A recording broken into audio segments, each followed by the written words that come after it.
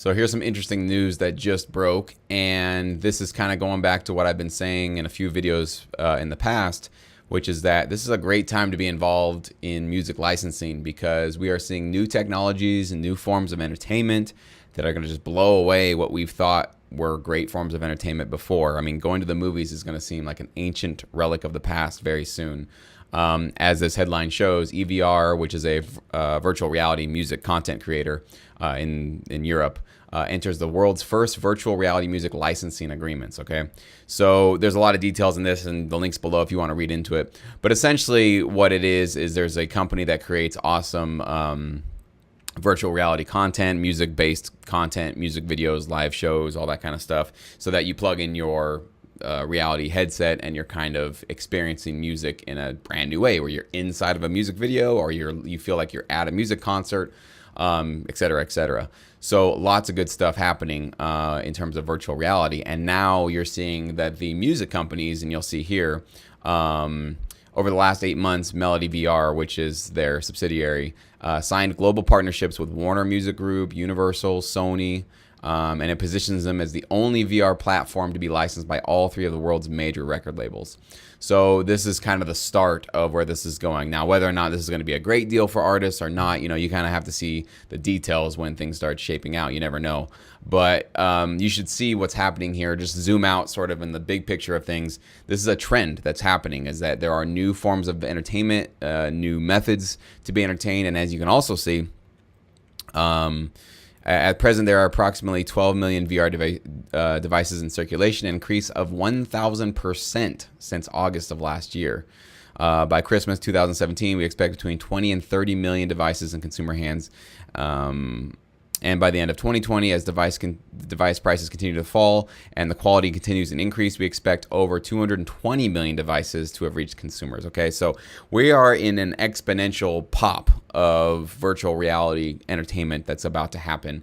And this is primarily happening over in Europe. So this isn't even really talking about the US, but this will be happening in the US as well. Make no mistake about it.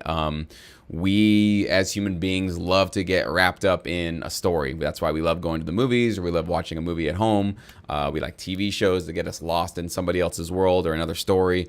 Even reality TV shows kind of gets us lost in, a pawn shop world, or, Atlanta Housewives, that kind of a thing, or Mob Wives or whatever. We're kind of still, even though it's reality based, we're getting lost in somebody else's world. And so VR is one step above on that. It's going to take you even further into these stories and plot lines that you want to get lost in for a brief time.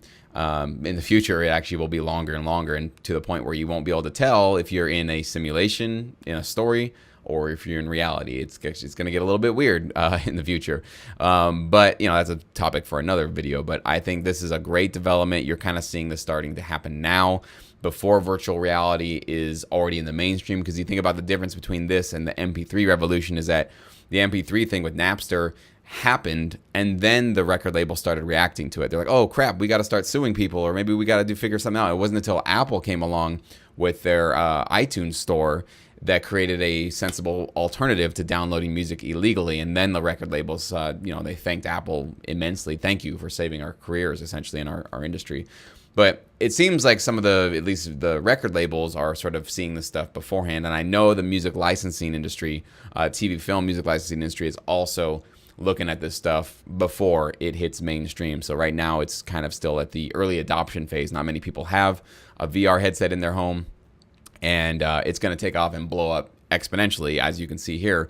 It is happening right now. And so the good news is that the licensing and rights holders and publishing houses, they have a little head start this time, right? And they're going to get ahead of this and start creating these licensing agreements before all this starts getting distributed to consumers, so that there aren't sort of music being used without being paid for, and that there aren't like films or virtual experiences that are using copyrighted music or library music without paying what they're supposed to be paying.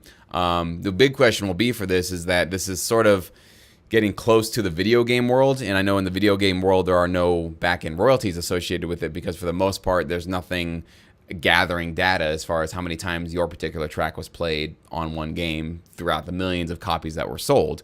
As far as I know, there probably is a technology, because now you got video games that are connected to the web, and they have to be connected to the internet in order to play. So you should be able to monitor what's going on in a lot of video games. Obviously, not every video game is connected to the internet, so it's impossible to know, okay, well, your song was on level 3, and it was, how many times did this particular person play level 3? How are you ever gonna know that if there's no way to like keep track of that? With virtual reality content, because it's all going to be distributed online, I'm imagining most of this stuff is going to be trackable. They can kind of track how many times a certain app was played, or a movie was played, or an experience was played. So I think the technology is there to be able to track this stuff and make sure that songwriters and producers and publishers are getting paid due what they're owed. So we'll see, as time goes forward. But again, it's just a big, just a huge, awesome, encouraging move that I'm seeing, and encouraging development that I'm seeing happening in the virtual reality world and the music licensing business in general.